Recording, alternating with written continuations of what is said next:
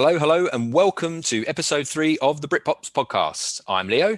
And I'm Malik. And contrary to popular belief, we are not history-making 90s rock and roll music personified, although you may be forgiven for making that presumption.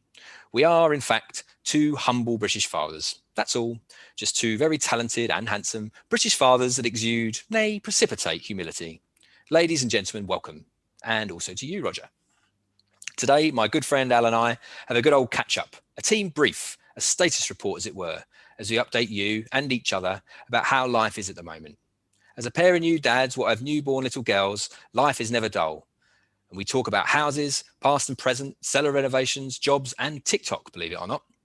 This week's meet sees us delve into the ins and outs of how relationships change, for better or worse, once the little ones come along. So sit back, relax, grab your beverage of choice, and listen to us talk about boys who have girls, who have girls, who have boys, who have boys, who have girls. Who are boys, who like boys, who pick girls, who do boys like their girls, who do girls like their boys. Always should be someone to rely.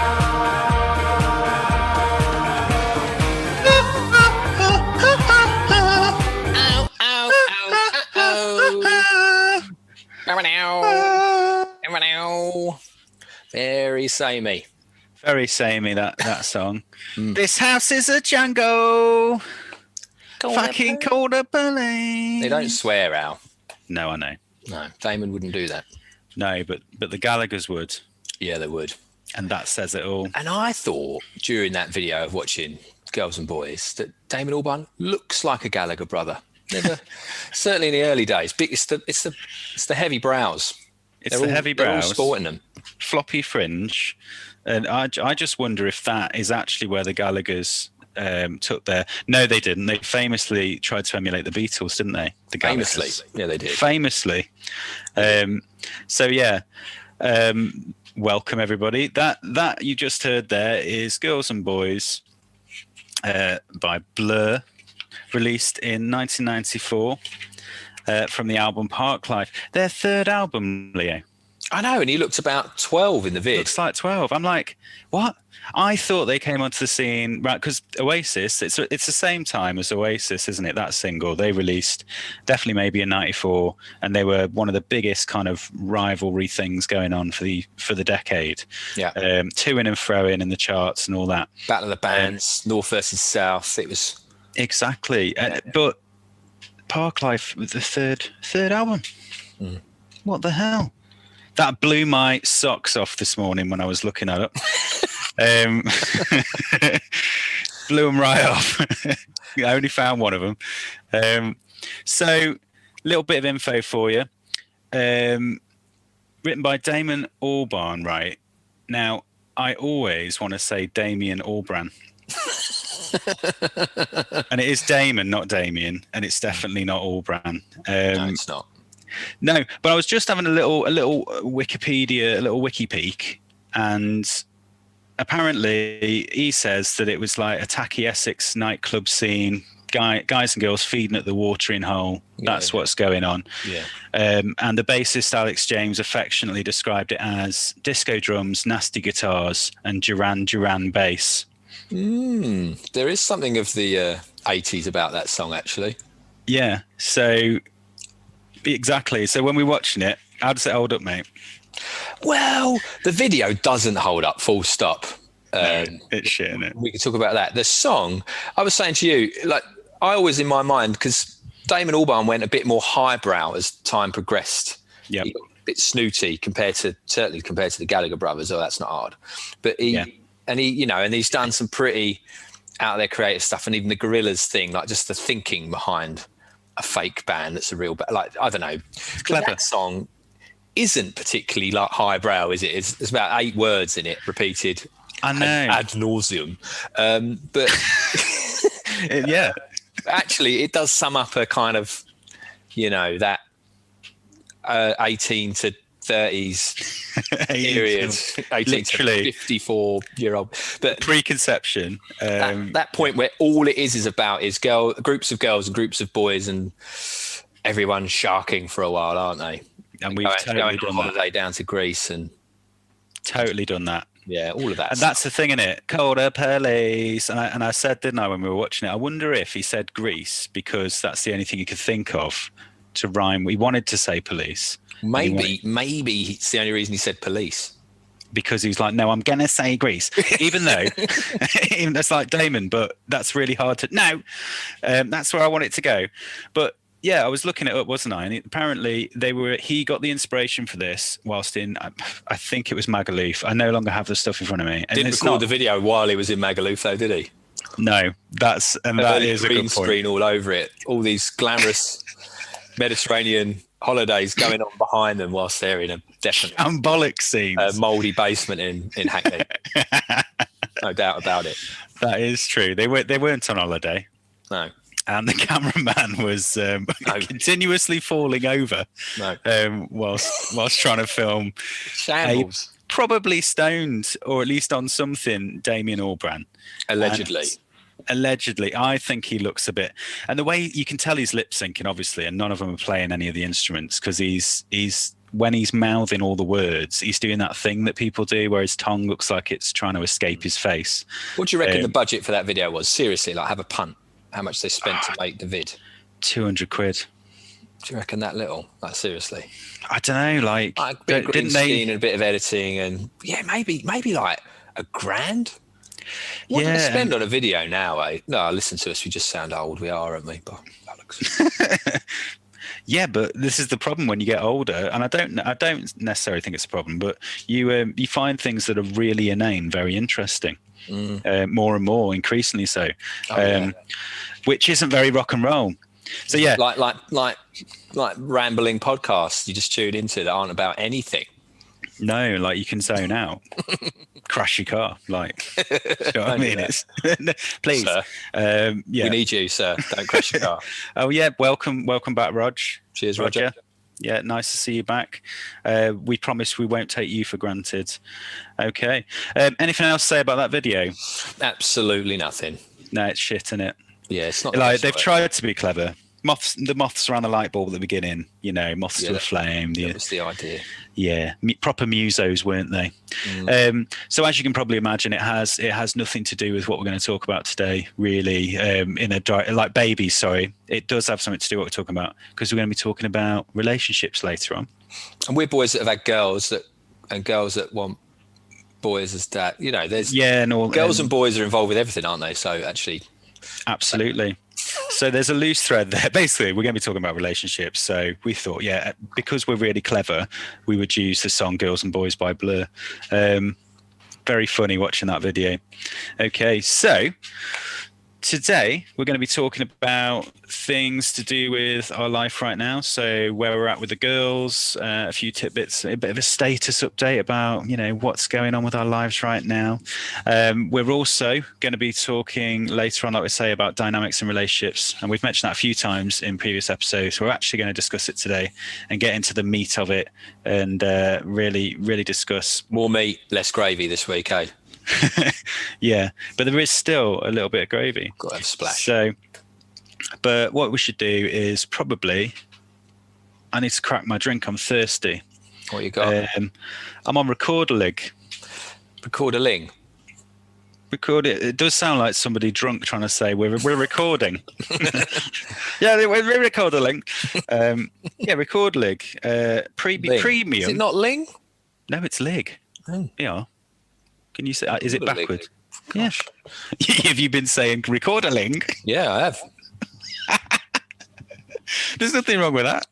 No, don't get worrying about that. No one. I'm just now scanning back through years and years of referencing Recorder-Ling. Your life's just flashed before your eyes. No one cares, mate. There's been like 7 separate occasions where I've mugged myself off over the last 6 years. Didn't get that job.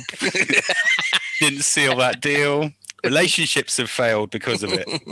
How apt. No, it's Recorder-Lig. Very good. And it's a premium Swedish. You're just on a fancy cider tour, aren't you? It's all that's left in the fridge. Yeah. It's strawberry and lime. Clearly. Not anymore. Breastfeeding, isn't she? She's breastfeeding. So this is my Recorder-Ling. We've got absolutely nothing by way of booze really in. So I've rustled myself up an afternoon blood. What have you got? Oh my God. So I knew you'd do something like that. We said this the other day that unless we actually do some shopping, we're going to be on the top shelf on these Sunday afternoons, and half of me doesn't want to go shopping so that happens, just to see what we'll take it to. I do have something in reserve should this go down rather easy. Grand Reserva. Oh, no Secco. That's fizzy lemon.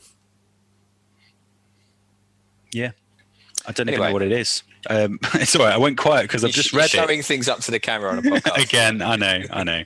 It's alcohol free. That's what's made me go really quiet. Is I've just read it and it says alcohol free. I chucked that out the window. Right. Okay then. So, Leo, what did we talk about last episode? Just for the guys, if they wanted to head back first for a bit of context. We got into quite the joint of beef last week. We got into medium rare joint. We talked about when we found out our partners were pregnant. We talked actually about trying and what made us think we were ready to start trying and all that kind of section. Yeah. Time, and then we went into pregnancy and talked about partners being pregnant with the old COVID, the COVID in the background throughout all of that. Pandemic fatherhood. Then we hit it with birth stories, didn't we? And we got totes of mosh. There were tears. Yeah. And if you do go back and check, there weren't. If that's the only reason you're going back, but it was lovely. I enjoyed it. I enjoyed getting into the nitty gritty, into the meat of it. It was really nice. So check that out if you want to find out a bit more about who we are, some of our experiences and stuff. So where are we at, mate? Where are we at with the girls? What do you want to go first? Maybe me go first. Zoe's got right into happy baby pose. I love it. Give it half a second and she's got both feet in both hands. And she loves it. Absolutely loves it. Looks fun. And wish I could do that. Yeah, no chance. And then she's really started to laugh quite a lot this week, which is great. So for quite a while, the only way we could make her laugh was to do this sort of machine gun thing where you have her like sat against your body and you have her legs and her back's to your belly. Do you know what I mean? Yeah. And then with her legs, you sort of use them as a fake machine gun. And you make the noise, and she just thought that was brilliant. But it backfired because then her laugh, she just started to imitate a machine gun. It was a really, really, really awful. My God! Oh no! Is that going? Oh my God! Is that going to be a laugh? Oh no! And then horrendous. Yeah, exactly. Although, let's be fair, Harry's machine gun noise is pathetic, but right. We won't get into that. Okay. Don't get me started on a grenade, but but no, we've started to do other things that amuse Zoe that don't involve machine gun noise. Mine is like I'll grab her and sort of throw her about a bit, and she thinks that's funny. That's good. Harry does this crazy neck kissing game that she just, it's hilarious for her. Cannot get enough of it. That's amazing. So yeah, like proper kind of belly laughing from her. So that's good. Yeah, happy baby grabbing and belly laugh. Oh, that's brilliant. Well, Penny doesn't laugh yet. She is unable to. She's still on silent jiggling. Takes a while. Like you could transpose the laugh over her if you were filming her. Yeah, we got that. Which might be good. That goes on for a while. Yeah, but she's definitely doing it. She is 10 weeks old just about tomorrow. 10 weeks old. And so now when she sees you, she smiles. My parents came for a little walk around a couple of days ago, out and about. And we had her in the pram. We had her in the bassinet thing, the lie down pram, and it's supposed to be for 6 months old. She fills it already. First time we've used it because of the reflux, because she lies flat in it now. So we took it out, and my parents are looking at her, and she's scanning, and she's just finding me. like relentlessly finding me, which is interesting. But yeah, she's doing the smile thing when she sees you, and we have little games. Like I do this thing, and I'm not gonna do the impression to the camera like solely, but I go like da, da, da, da, da, like with my fingers like up her belly towards her. Oh yeah, nice. And on the last note, I give it a slight pause, and I'm seeing her potentially anticipate that that's after 40 times, she's starting to go like something like da da da da da, and she's like, she does all this wriggling around, really happy, Wicked, amazing stuff. So the music thing still works. You know, playing a song on Alexa and kind of dancing around with her is just joy. That's like our real time. Like it seems to still work. Long may it last. I'll tell you what else is, if Zoe's like lying on the floor or whatever, and I dance around quite enthusiastically, like throw in some shapes. Yeah, and you know, you've seen that, Al. Oh, I know. Years gone by. You can dance your clothes right off. I have danced the jacket off a couple of times. Never seen it again. Never saw it again. True story. But yeah, she hung itself up. She absolutely loves it. She loves it. On the flip side, we've been trying to reintroduce a bottle feed in the evening, and that has not gone down very well with the young ladies. No. We were bottle feeder in the evenings early days after about 4 weeks. Yeah. And so Harry would express and I do the bottle, and fine, no problem. But then we stopped for a couple of months because of interrupting Harry's supply and all of that, and it was tricky. And we tried to start it again, and she is furious about having to have a bottle in the evening. It's like she's addicted to boob. It's like someone going cold turkey and just. Well, I can empathise with that. With that. Yeah, absolutely. Cold turkey is right.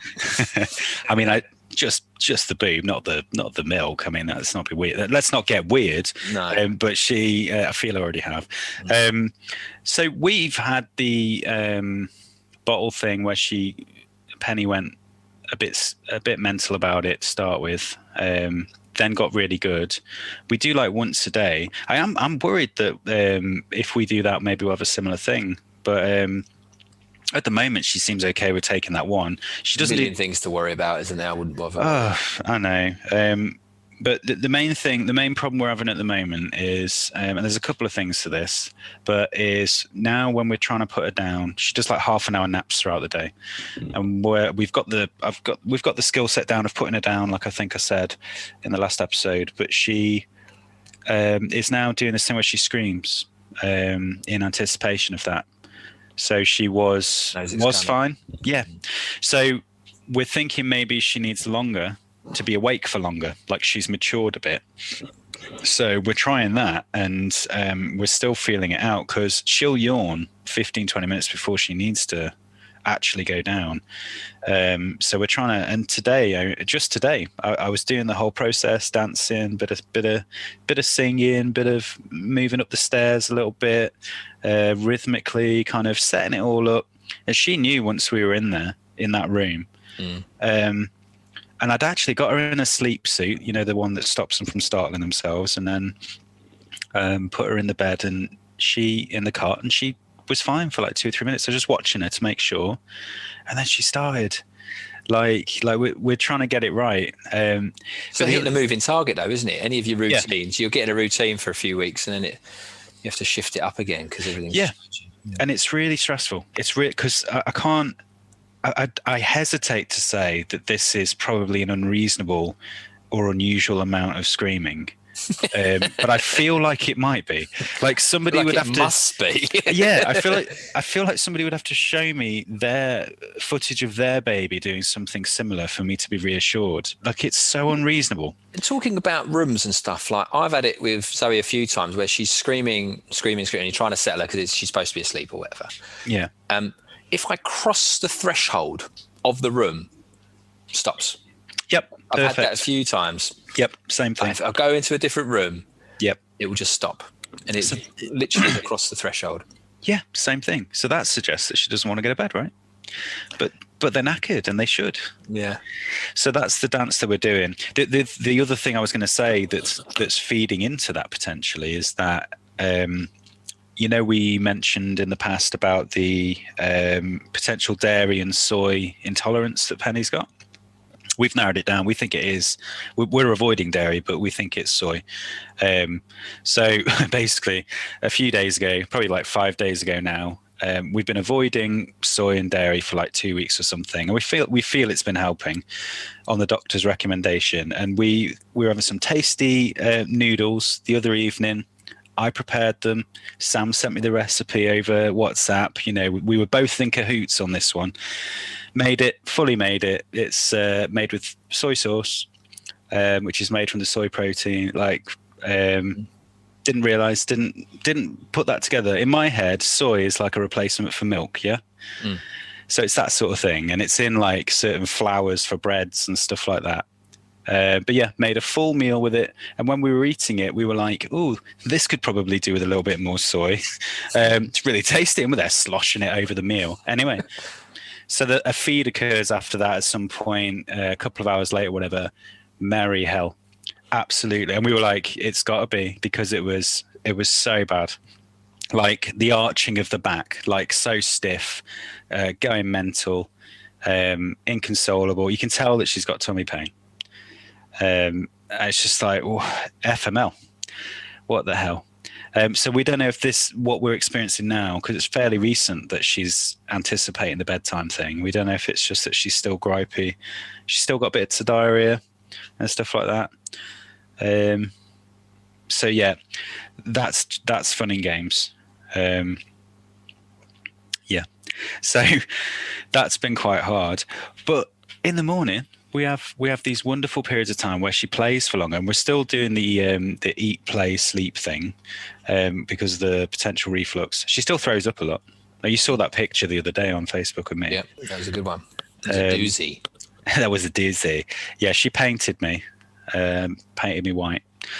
So yeah, but it's still really wonderful, and I'm getting these real strong feelings, positive feelings now with her. And I think I said that I'd started, but they're really strong, and they're picking up in their intensity despite her being sort of really difficult, which is reassuring. That continues to be reassuring, because I don't know how common it is to feel like really quite like not that enamored with your baby, but I've definitely felt it. Like, I think it's more common than not, actually, but perhaps people are reticent to really talk about it. I suspect, or whatever it is. It's only by some imaginary measure, though, isn't it? Yeah. Do you know what I mean? It's not like you don't feel enough. It's like you don't feel enough, or you don't think it's enough compared to what it should be, whatever should is. Yeah, exactly. It's just giving it time. I mean, someone at work said to me, I don't really remember bonding properly with my baby until about 6 months. Yeah. And I can understand that. I can understand that, particularly as we discussed recently, if I had been out of the house for 12 hours a day. Yeah. Because you'd barely ever see him. Yeah. Yeah. And that's the thing is that's hard, isn't it? I mean, we'll probably get onto that later. That element, but not. I can't imagine not being as involved as I have at this point. It is unimaginable. Thank heavens for COVID. Yeah, well, it swings and roundabouts, isn't it? There's always positives to situations. I think lots of people have had positives out of. Yeah, there's nothing wrong with talking about the positives. It doesn't mean you're not really paying attention or respect or whatever to all the suffering and all that stuff. But yeah, some good stuff has come out of it as well, like some insights, definitely. So what I'm saying next then is seamless. Everyone's still listening. yeah, no, just edit that bit out. Edit that covering bit out. No, it's me clunking around with my notes and stuff. But what are we up to at the moment then, mate? What's going on? Well, there's some things going on right now, isn't there? You got it all to come at some point. So yeah, we quickly I sort of almost accidentally bought a house not too long ago. And I say not accidentally, we were planning on buying a house at some point, probably in about a year or two from now. And we were saving money and all of that stuff. Having a baby focuses the mind somewhat, because all of a sudden, as we talked about, all these receptacles appear and all this space that you thought you had, you don't, and so space was a little bit more of an issue where we are, and then I perhaps unwisely had Rightmove alert set up on my phone, and this house in our town popped up, and it was kind of the right part of town. It was the right sort of house. It was about the right sort of cost, and we went and had a viewing, just sort of mischievously. Fell in love with it, and it got out of hand, and now we've bought it. And it sort of reminds me again, because we've talked about Time, the movie, already, haven't we? And it's the second time I'm going to mention it. Yeah, man, keep going. I can't remember. It can be a segment. Well, like. The thing is about Time, and maybe why it appeals, is because it's principally a story about a lad and his dad, and then the lad having his own kids, and that's it. Is also about time travel. But anyway, but there's a brilliant line in that where it's sort of something along the lines. It's amazing how quickly you have to buy a house you completely can't afford. It's funny. It's a funny line, and it's true. So here we are. We bought a house, and then we need to do a lot of work to it. It's a bit of a museum. It's very, very nice, but it hasn't really been touched for 600 years. So 600 years. It's very nice. It's got great bones. Good bones. That's what they say about a house that needs all the work doing. Yeah. No, but it does. It is beautiful, and you can see what it'll become. It'll be an amazing home. And I, out of complete optimism and being blind to reality, have decided I'm going to do a lot of work myself, like replace a window in the cellar. Yeah, so I've pulled the old window out, and on doing that, revealed the lintel that's holding the wall up above it is just rotten through. So nice. As I was late to record the podcast today, because I had to fly down to B&Q to buy the biggest bit of wood I could find to shove in this massive hole. It was pretty stressful, guys, if I'm honest. Yeah, that is stressful. I wasn't stressed. I was just sitting there like up in the spare room, which is now the studio. So it's dancing between raising a human being, looking after one house, doing our jobs, and going over to the new house, try and fix it up and all of that. And it's, first world problems, blah, blah, blah. But it is full on. No, that is full on. That's loads to take on. And I think that's sobering, and it's grounding for you to mention that ahead of what's happening to me right now. Yeah, exactly. I'm second guessing. No, so really close to where you've bought yours. There's one come up on the market. I could definitely throw a tennis ball from my house and hit the house you're looking at. I reckon you could. I don't know if I could. Well, I could, but I think my spine had come off. What am I on about? The spine would hit the house. Like my arm with the ball, the arm, and my spine would land on your... Prove your point, though, didn't you? You proved your point. Yeah, I was like, there you are. I'm on my way to A&E. And ruined your lintel. No, so a house has come up down the road, and you've described everything that all about Time and what you've just said is on about. We've put in an offer on like a Victorian terrace, beautiful. Looks like shit. It's been lived in by an elderly lady for a long time. Lots of work needs doing. Like, I'm walking around like, you're just going to pull all this out. But it's a good-ish price. And good bones. It's got, and it's got good bones. And the guy that walked us around, like, bless him, he didn't know anything. I'm like, so I was like, oh, these windows. I went straight to the windows, because I was like, that's a thing, isn't it? If you've got to do all them. And I'm like, sure is. These double glazing. He's like, oh, they've been done very, very recently. And I was like, okay, so what, in the 80s? Is that recent? Relatively. But when we walked in, he's like, welcome to 1963. And I gave him a pity laugh. Was it Andrew? What, probably. Yeah, does he not know what he's on about, basically, when he walks around? No, I like him. I don't know if it was. Maybe it was.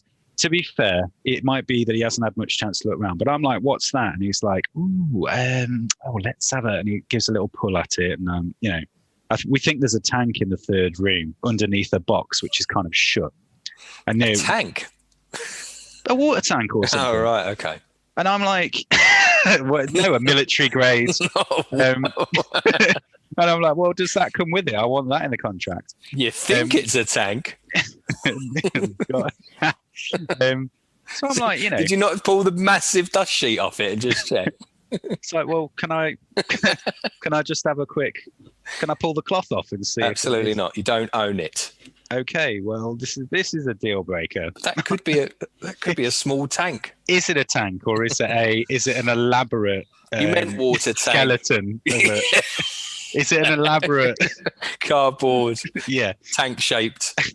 Yeah, to make me think that that's what it. And my next question is why have you decided to do that as an estate agent?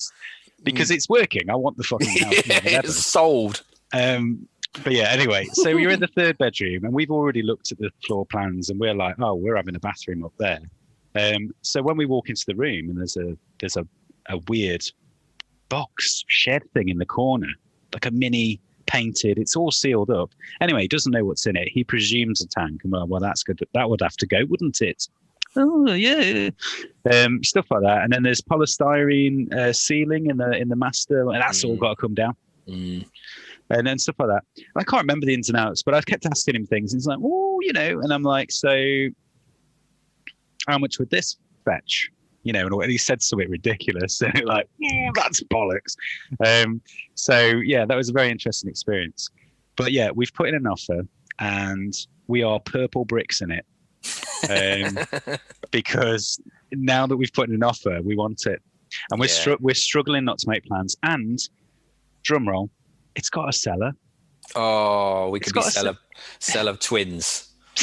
Cellar twins. We'll dig a hole between our cellars. Yep. Like Minecraft. We won't do that, but we should. We wouldn't get the planning permission, I think. No, horribly dangerous. I would probably die underground. Just drilling through Victorian gas mains. You wouldn't hear from me. Need this. Little boys down there going, "Oh, hello, Governor." Little chimney sweeps. Yeah, little chimney sweeps. They all live down there. I don't know what I'm on about now. Yeah, that's. I hope you get it, man. I hope you get it. Yeah. But are you hardballing, or you just, if you want it, pay the money, move on? So, I was hardballing. Like, so basically, I was like, the offer that we put in first was like, Bosh, tell them that, dead under. And they were like, okay, do you want to come back with a realistic offer? It was only slightly too under, but then we raised it just a little bit, and then it seems like we're talking.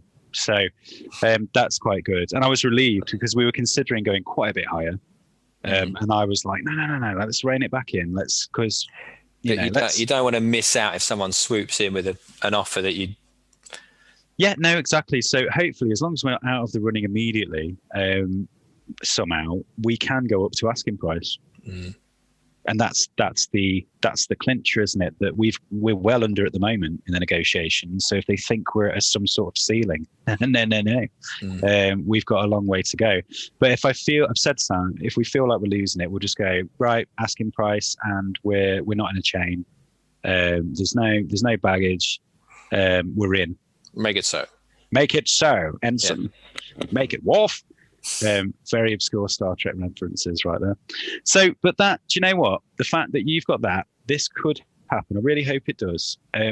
It's just that, yet again, that our lives seem inexorably entangled. That, I don't know, there just seems to be some sort of energy that well, I said to you earlier, I hope you get it. It'd be great if you live around the corner, because I'm worried that you're going to buy somewhere miles away. That'd be annoying. I know, because when I found out you were living because where we currently live, we probably should say where we currently live is down the road. Yeah. It's 10-second walk from the place we're looking to buy. So we already know we love where we live. It's got a park just over the road, a lovely end of town. But onto the theme of kids, it's a reality. It sharpens the focus, doesn't it? If you're having a kid, it's kind of, got to crack on with this now. There's a bit less room for procrastination and just That's avoiding all responsibility. No, Because that's I it. think I've had a good run of it, 38, and only now have I got the full set. Only now are you fully tied down. Yeah, full mortgage, full wife, full child. Yeah, I mean, I'm a child, potentially. In that order. Yeah, potentially child, mortgage, maybe marriage. Don't propose on the pod. Can't rule it out. Well, she ain't going to listen to this. Do you think she's going to tune into this? I can say whatever I bloody want. I really can't. She's the only person. And this was the last in the series of Rip-Offs, everyone. It's been a pleasure. That's it. Hope you enjoy the best 3 podcasts ever made. Not allowed to do it anymore. Sorry.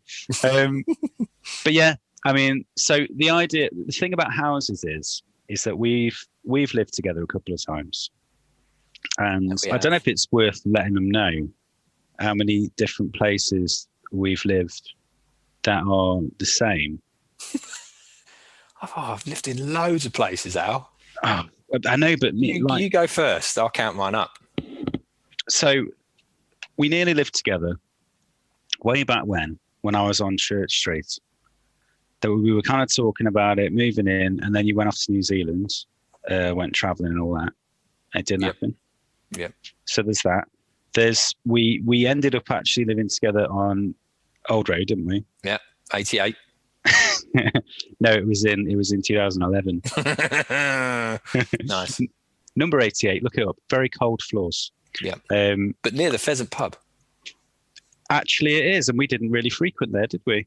No. We didn't go in there. We preferred the ones closer to our acting place. So yeah, we've lived there. We lived there for a little while, and then we didn't. You went and lived on Litchfield Street, and then I moved back in with you. And then I went off traveling a couple of years later. So we lived together for maybe 4 years in total. Yeah. Like a year at the Old Road, 3 years or so at the Litchfield Street. And then you went off traveling. And by that point, you had the place where your parent, for your mum. Yeah, the house. The house that you're at now. And I lived there while you were traveling in Canada and New Zealand and all that. Yep. So it's just, there's just so much there with the houses. It's just always a thing. Like, I think what's happening is I'm moving around wherever you've lived. I mean, I even stayed at your sister's in New Zealand. You did do that. You did live there for a week over Christmas. Yeah, house sat for them, didn't you? Yeah. But and we do talk about the next time we live together when all the divorces kick in, when it inevitably all goes wrong. Yeah, it all collapses. The house of cards that we built. I know, and it's built on nothing. It's built on rotten lintels or whatever. Oh God, don't. But no, I mean, we do affectionately say things like that, don't we? Like, we'll live together again, mate. When the time comes, you'll be on your recorder lig.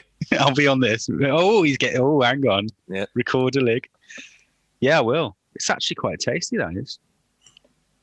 The journey continues. The journey continues. So we hopefully one day on the pod we'll be able to say, yeah, you got the house. And if you don't hear any more about it, it means you didn't get it. Yeah, and don't ask me about it. So don't rub salt into the wounds, Rog. Yeah. We don't know each other that well. No. You know what I mean? It's not appropriate yet. So, yeah. Wind your neck in, Rog. Yeah, wind your neck in. So, yeah, it would be amazing. And we've had some good times living Fingers together. Fingers crossed you, mate. Don't dilly-dally. You get that. If you want the house, you get it. Yeah, I've said that to Sam. I said we pretty much need to make sure we get it. Get a survey, see if it's all right, and then just have it. Just do it. So, yeah. I should probably say at this point, actually, now that we've had like a natural break, we've come to a natural... Another one. What feels like me forcing natural breaks by drawing a blank. Do a long pause again. No, you do one. Why has it always got to be me? Why has it always got to be me? So basically, Leo and I, we're not huge into the old social media. We do dabble a little bit here and there, but for work, I have to recruit young people for my job. It's for like personal development programs. Yeah. Okay. Good clarification. for Staff's Fire and Rescue Service, delivering Prince's Trust programs to young adults 16 to 25. And it's all above boards, and I'm qualified. So yeah, I have to. I was going to say record a lick. I have to recruit them, and it's really hard at the moment with everything that's going on. So long story short, TikTok has become a thing in my life, and I made this TikTok for work, which you saw, Leo. I did. Which is all right, wasn't it? It was good. It was very good. So it's like, it's kind of, bit silly or whatever. You. It's good for me. I've peaked. It's a good effort. I know. Thank you. TikToking. I don't want to contribute. I don't even want to say the word TikTok because now that's where I was at. It just sounds ridiculous. This was me a week ago, everybody. Rog, I was saying TikTok. You wouldn't catch me on that shit. Like a bunch of girls just kind of dancing at the camera, doing pointless. It turns out it's not actually that simple. It's a cool little creative app for putting out content and stuff. The reason I'm mentioning it is because I'm aiming to do a little bit of TikTok stuff. I've got a Britpops TikTok basically, and I'm going to do little skits on it and stuff, just for fun. Just to see what happens, to see if it helps with any of this, putting the word out about this podcast, which is the primary thing. And yeah, it's a good way to put your name out there. But I did it for work, and it's the uptake's been quite good. Nice. And it's been received quite well. Reaching out to the youths, aren't you? Yeah, and it's tongue in cheek, and we're showing that we're not stuffy, and we kind of get it, and we're professionals, and it's tongue in cheek, satirical. It's great, and we're self-deprecating in it as staff. But yeah, just sort of let you know. So watch out for that. How do people? I literally don't know how would go about finding the Britpop TikTok. You go on TikTok and you put in the Britpops. Is that how it works? In the search, and you'll come up with me, and I've got like 2 followers, 1 follower or something, a few likes, something like that. From humble beginnings. Well, by the time you listen to this, it'll be a lot more than that, won't it? We're bloody taking off by then. Yeah. So, but yeah, it's really cool. I don't know. The thing is, I feel like I want to win you round because maybe I think we could do some like funny skits on it because we're good at that. I'll do stuff on yours. I don't want it on my phone. Excuse me. Oh, that's terrible. I don't want it on my phone. I just, No, I know what you mean. I've got a bit of a funny relationship with social media. It doesn't mix well with me. No, I pick it up and put it down. It's not good when you want people to log on to an internet-based podcast, though, is it? Neither of us really use Twitter or Instagram or all the stuff that people tend to promote a podcast on. No, although we do have a Britpops Twitter and Instagram with limited activity at this point. But it'll all be linked somewhere. We have a website through Acast and whatever. So at least I will try and do something on there. I mean, I tweet every now and again something inane. People are essentially listening to our planning meetings now, aren't they? Like we just rather than recording the pod, we're talking about how we get people to listen to it. Yeah, it's good stuff, man. The ins and outs. Rich. Yeah. Rich. Warts and all. Yeah. All right, then. So we should probably get into some meat then. What do you reckon? Bloody hell. Now, how long I thought we were wrapping up. Do you reckon? How long have we been doing this? Nah, let's get into it. Let's get into the meat. I haven't kept track of the time. We've had a prawn cocktail, garlic bread. Pate for me. I've had the coarse duck pate. Melon balls. A few what? Lemon balls? Melon balls. That's a proper 80s starter, isn't it? Melon balls. Melon and ham, isn't it? Is it? I think so. Is that right? I think so. Yeah, that or pate. But it's one or the other in the 80s. Or a prawn cocktail. Yeah, well. In a glass. In a glass. Thank you. Swap glasses. I know, yeah, we did. We swapped glasses right there. Glasses. That was cool. All right, so the meat, guys, the meat. Let's just stop derailing ourselves for a second. So we've been the fabled dynamics and relationships. So we've mentioned a few times. So what I'll do, I'm just going to set it up. So this is a pertinent subject to any couple that has a newborn. I think you'd struggle to. Yeah. I was thinking about having one, or has got one on the way, I suppose. Or has got one on the way. This is not.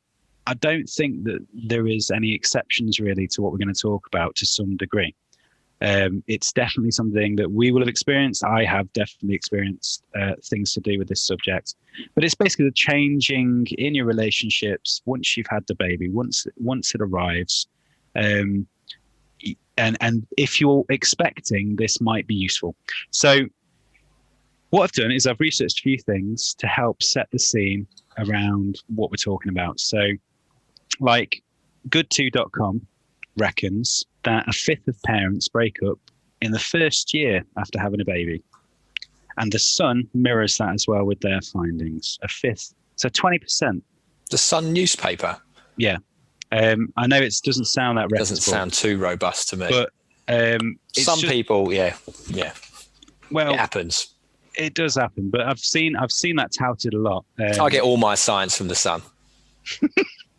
That's why I'm not having a COVID vaccination. No, I'm one of them. No, I don't want one of that. I'm not being controlled by Bill Gates. All right. I won't use the Sun again in future. Actually, the Sun's proper pro vaccinations, isn't it? Because the Brits are doing it well. Yeah. Let's all get vaccinated together. Yeah, it's got a happy British vaccination for British people. Spirit of the Blitz. Being ironic, guys, just so you know. I'm sure you can tell. All right. Get vaccinated. All right. Well, how about this for your goals? The Washington Post reckons getting better, warmer. Reported on a study that deemed most breakups within the first 7 years were due to having kids, and that 67% of couples reported a decline in their relationship after having children. And finally, relate.org.uk, which is a reputable, that was linked off the NHS website, reckon that research shows that on average, first-time parents argue 40% more once they have their first child. So, yeah, man, it's a real thing. For somebody that's not yet had the child, it might be worth hearing that these things. So the stuff I've just said, is that surprising to you, Leah? No, it's not surprising. No, it's not. It doesn't surprise me at all. No, so 20%. It's a huge extra dimension in your relationship that requires an awful lot of hard work, energy, planning, coordination, cooperation, and selflessness. Oh God, yeah. And from everyone. And so it doesn't surprise me that people fall foul of that huge additional thing. But then I don't think it's worth necessarily scaring people either. No, because the thing about what we're going to talk about is empowering. There are options. I mean, knowing about it ahead of time is important. Knowing that this could be a thing, like part of the problem seems to be that there's a naivety with it where you don't think, like, so when we were expecting, Sam would say to me, do you think that things will be okay? Stuff like that. She said to me, I don't want anything to change. And I would say things like, oh, it won't. Like, there's no way is anything going to change. Surely the baby coming along will just compound even further my complete adoration of you. I believe that as well. And that hasn't changed, by the way. Like, it hasn't, but she has previous experience. I've lost you, mate. Sorry.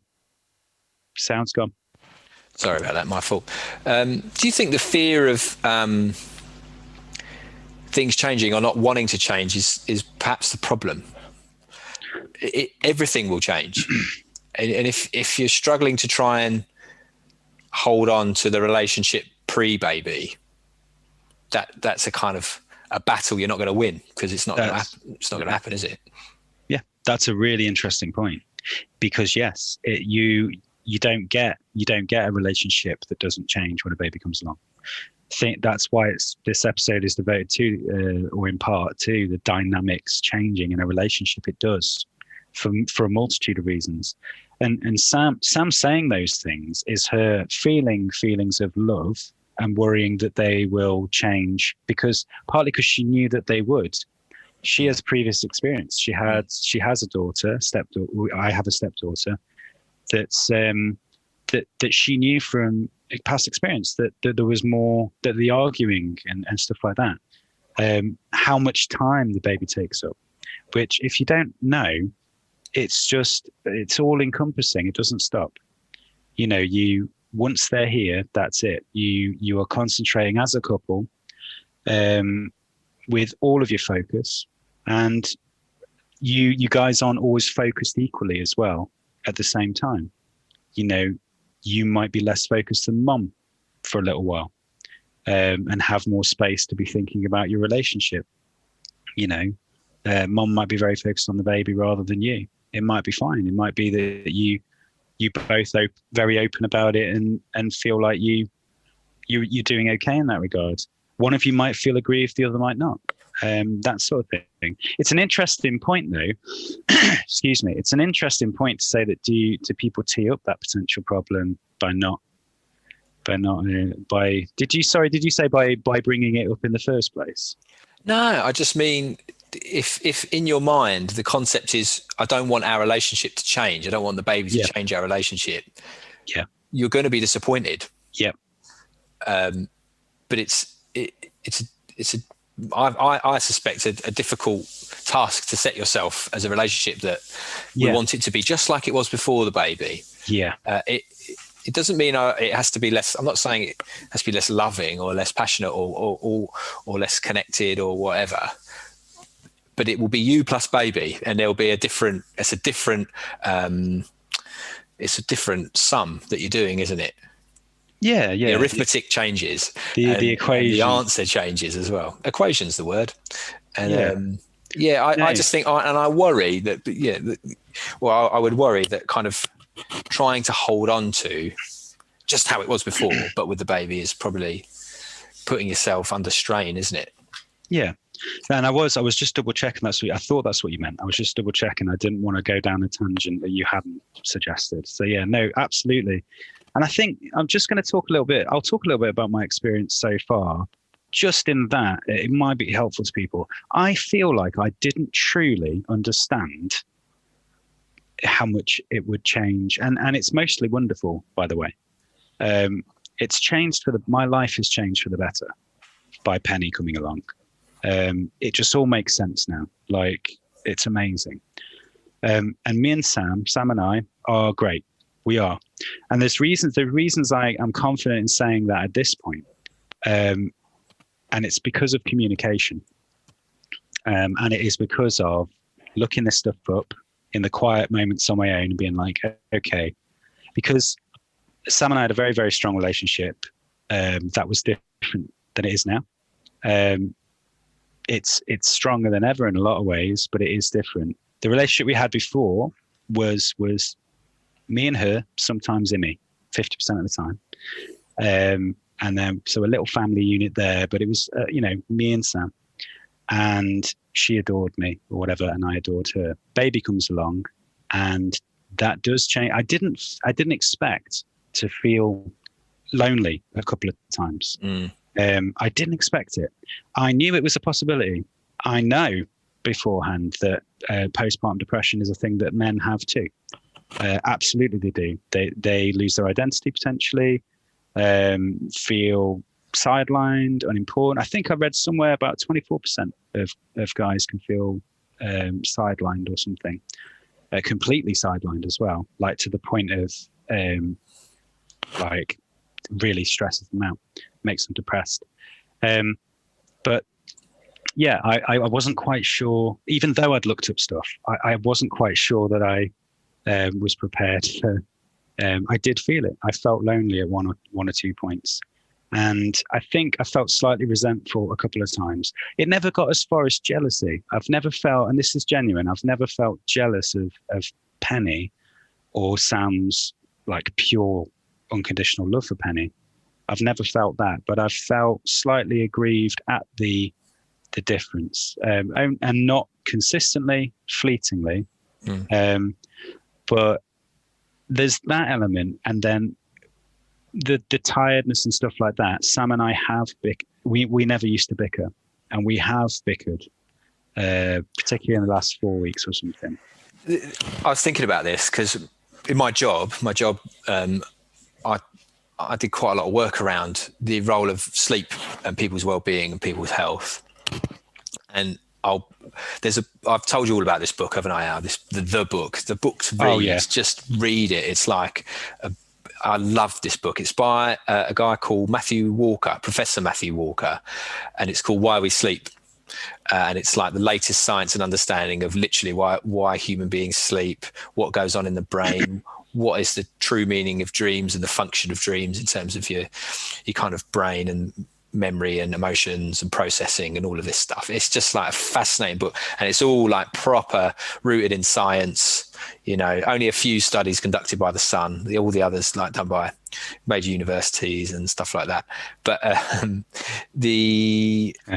the one that got me is about emotion and lack of sleep. And when you're sleep deprived, and most of the experiments in the book count sleep deprived as like 5 or 6 hours in a night, you count as sleep deprived, which obviously having young children from babies through to toddlers through to whatever, you'll get lots and lots of nights where you might not necessarily get 7 or 8 hours sleep. You're supposed to get somewhere between 7 and 9, depending on you as a person. So like 5 or 6 hours you're underslept. And what happens in the brain the next day after one night of not having enough sleep is amazing. And I'll do a bit of science so I can remember it. You've got a bit in the brain called the amygdala, and that's the bit that kind of controls strong emotional response, so fight or flight, kind of the stronger emotions like anger and fear and all that stuff. And when you get less sleep, when you have a lack of sleep, that gets stimulated. So you're more emotional. You're literally measurably more emotional person. And then the other thing that happens is the prefrontal cortex, this bit at the top of it, which makes us human beings really clever compared to other creatures, because it's massive compared to like other apes and stuff. It's like, but that's the bit that does all our processing and all our logic and all our filtering and all our kind of reasoning. And at the same time as like your emotional bit's more stimulated, that bit gets suppressed by a lack of sleep. So there's less brain activity in that part of the brain if you're tired. So what you're doing is the accelerator gets put down a bit in terms of emotions, and then the brake is released at the same time. So you've got this double effect. And then you can imagine that in a relationship, and you've got all these new puzzles to solve and all these new questions and a new variable everywhere. Actually, you're not fully in control, and your experience of the other person isn't, their behavior isn't necessarily what they'd normally be behaving like, and your interpretation of it is not what it would normally be like. And you've got this, it's a bit of a cocktail. You're really up against it. Absolutely. And hence the bickering. Yeah. And then bickering's easy to do in that situation, is it? Well, you're more emotional and less reasonable. Yeah. And less empathetic, more self-focused in those situations and stuff like that. So you're up against it. And that is universal. You get two individuals with a highly stressful and very vulnerable young life that you have to take care of. Put them together all the time in a pandemic as well, especially imbalance of tasks. It's why those shows like Big Brother and bloody Jungle, I'm a Celebrity in it, people fly off the handle and people think they're morons. It's because they're tired and they're hungry and they're put in really difficult circumstances or whatever. And it makes good telly, doesn't it? Absolutely. So despite considering myself to be a reasonable person and well measured and considerate, empathetic, pretty patient in terms of temperament, really, the bickering has happened.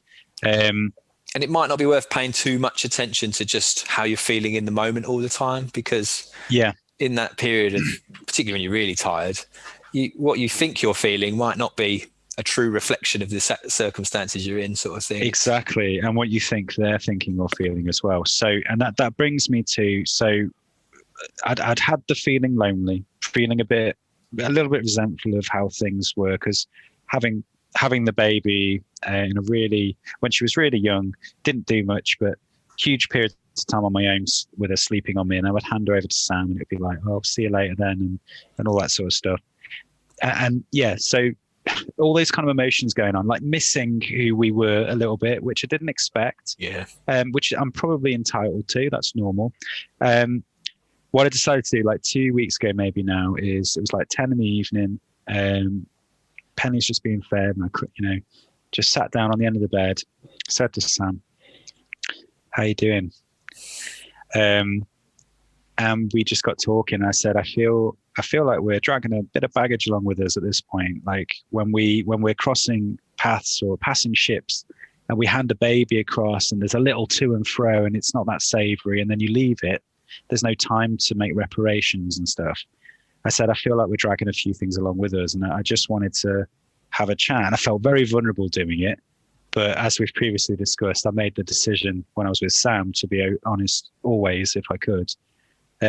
So I said, I felt lonely at times. And we had a huge chat where neither one of us got particularly angry or undermined each other or anything like that. It was a difficult chat because she was like, how could you feel lonely?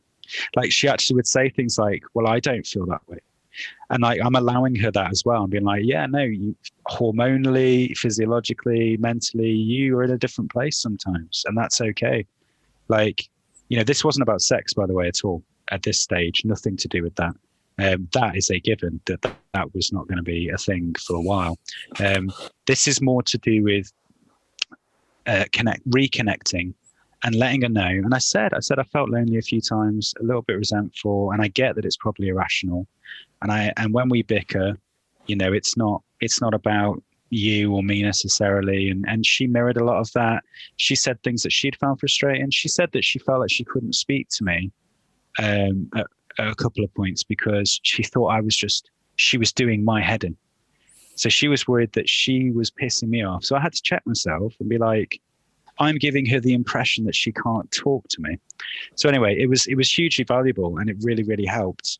But yeah, the communication is really, really important. And like one of the main heads up guys, dads, that sex is going to go away for most of you. Like you're in the minority if that carries on. I mean, it does happen, but and great, but it's not. The mother isn't programmed to really want to do that. And beyond the kind of hormones and the chemicals and the physiology of it, and if there was any healing that was required, beyond all of that, if they're breastfeeding particularly, mums have got a baby on them all the time. Like they want their little bits of time to themselves. So there's so much to it that can help. If you have that perspective, it can help with feeling aggrieved that you no longer get to, sleep with your partner as much as you want to and all that stuff. And it's not to devalidate how you might feel or how anyone could feel. It's just perspective is quite liberating. It helps you to not feel angry with the person anymore. I'll say that the NHS website, basically relationships after having a baby on the NHS website has got a load of links to all this stuff, how to think about it, what to expect, and websites and links to where to go to even find solutions with that one.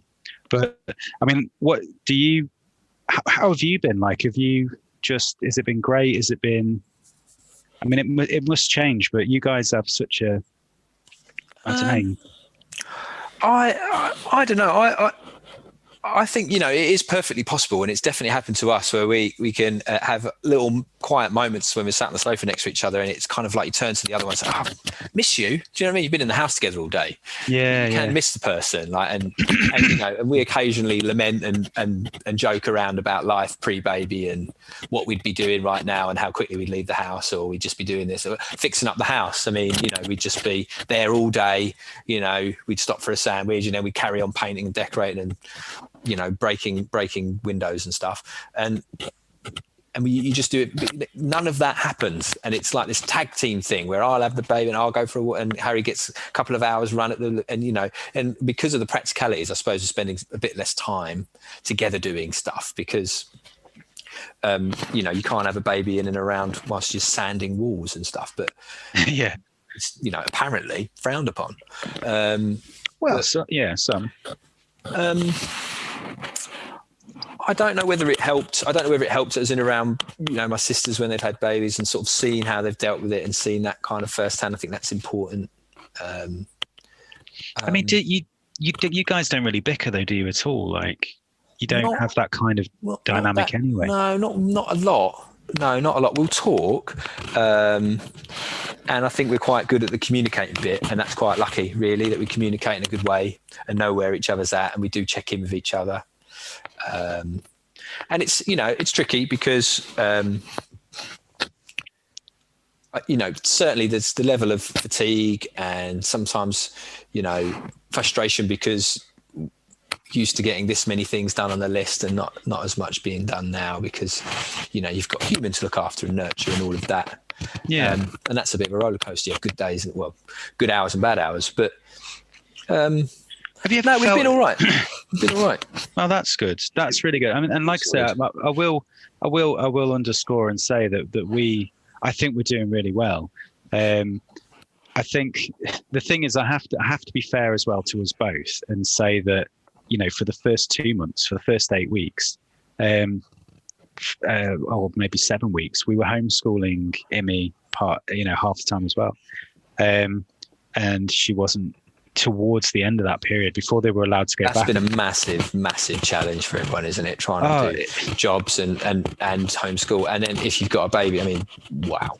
Yeah. So we were doing days where I would come down really early and I would help Imi if she's here with the breakfast stuff, and she watches some telly, and then it's time to get into the homeschooling. And then there's quite a lot. There's the maths, English, phonics, some sort of project stuff that she's got to do. She's got to do spellings, reading, and we try as a rule to get the majority of that done before lunch, maybe leaving her with one thing like English to do after lunch, because she's burning out. And the entire time you're battling against, but there's shit to do right there that I would rather do. There's screen time, there's toys, there's the dynamic between myself and Imi is I'm actually, I'm a stepdad, but I'm a big silly idiot that she loves to play make believe with, and I'll have a laugh and a joke with her. Yeah, it's one of my skill sets, and it seems to be working. That's what you are to me. I know. I got it. I was trying to glance over that. Indisputable fact. But yeah, she sees me as playtime a little bit as well. So that I'm not only trying to be a parental figure to somebody who I'm not her father, and it's been a couple of years, but it takes a long time, and I'm not her.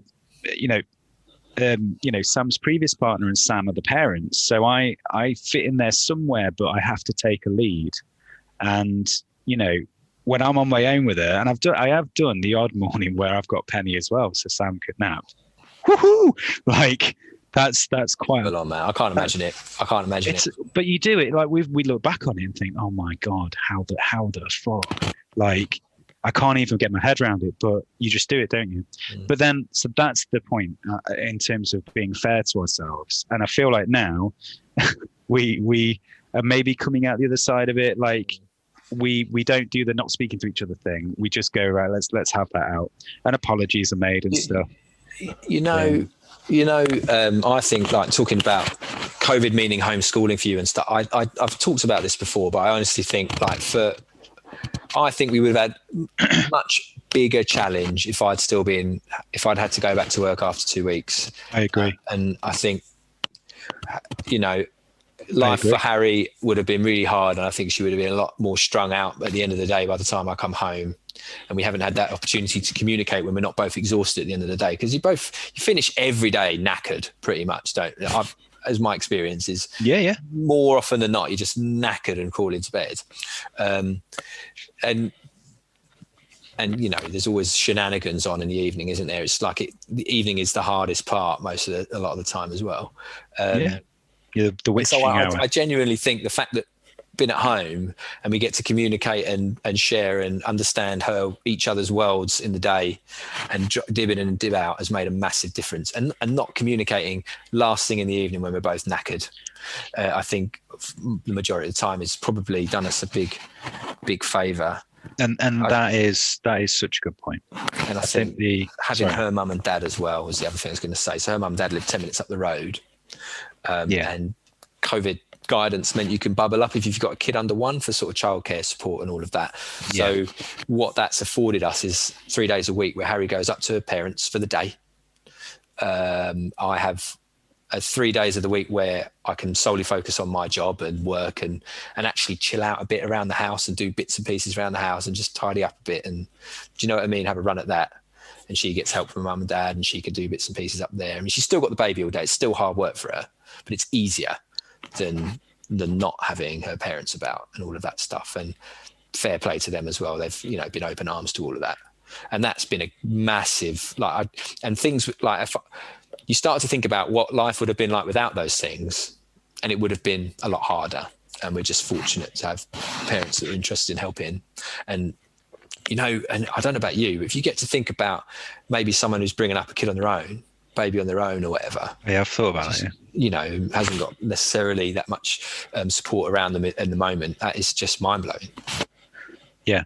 I mean, you have to summon some strength from somewhere. And that is, I think, we did hit that point last time, and it is worth reiterating this time.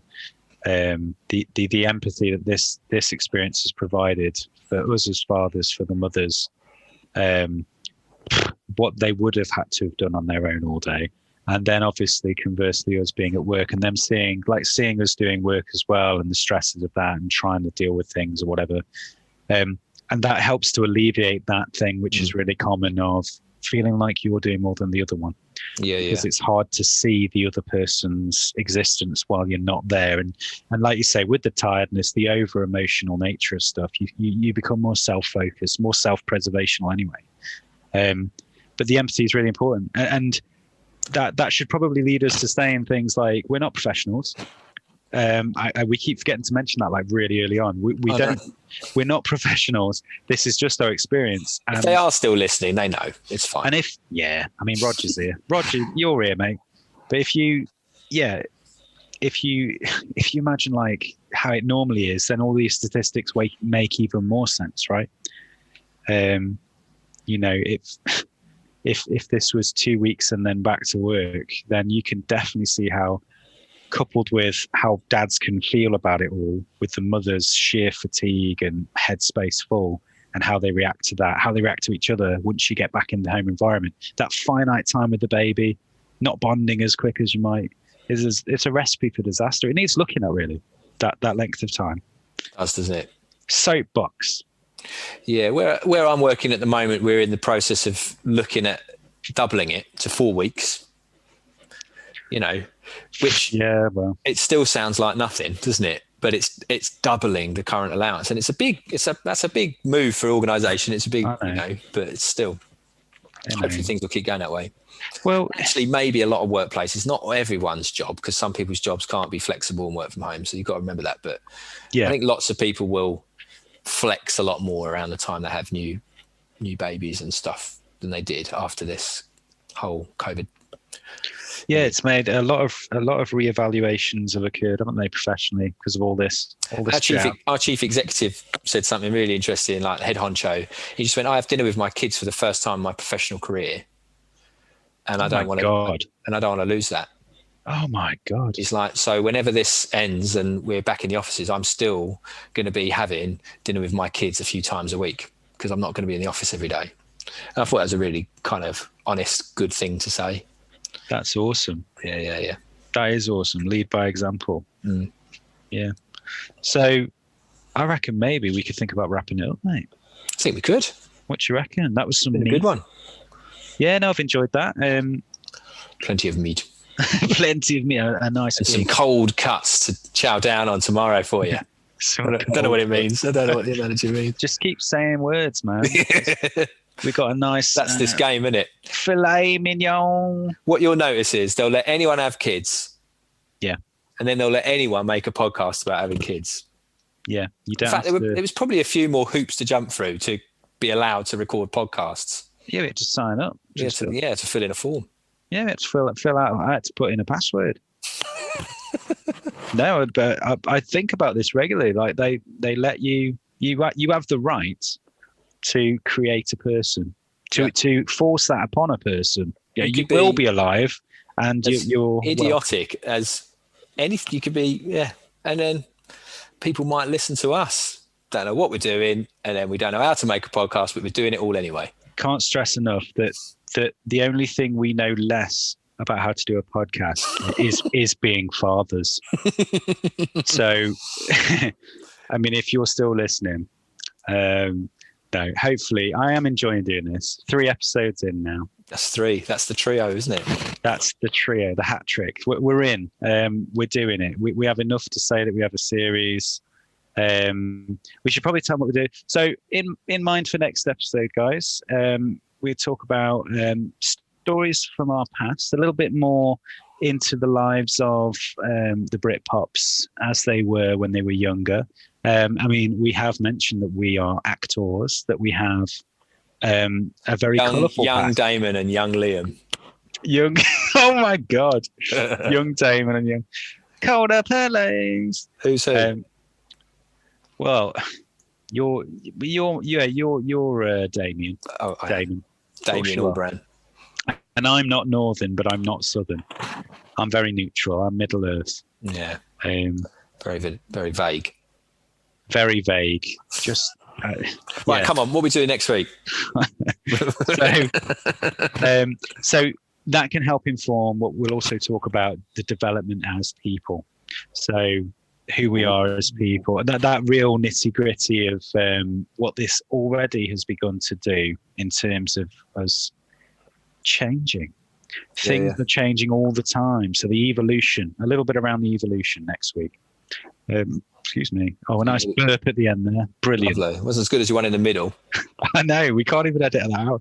But I'm not. Roger's ears are still bleeding from that one. Roger. Yeah, sorry about that, guys. But I drink fizzy bloody recording whilst recording. And you're gonna get some burps, guys. I'll have to go onto the shorts or the red wine. Yeah, so that's it. I think nothing else to talk about really. Been nice, Leo. It's been lovely. It's always been emotional. Good luck with the house, man. Oh, I hope so. Get everything crossed. I hope so. Go in there with your briefcase and your braces on. And it like falls open. Slap like 19 pounds on the table and go, right. And I'll have to change. Talk to me. You can't be in here. Please put a mask on. We're calling the police. Who are you? Briefcase falls open. This is a forest. What are you doing here? That's my final offer. I'm sorry, you keep coming in here, sir. Napkins falling out of my briefcase. All right. Call it. Let's call it, mate. It's really good to see you, man. Yeah. So, lights. Lights. Girls who are boys who like boys who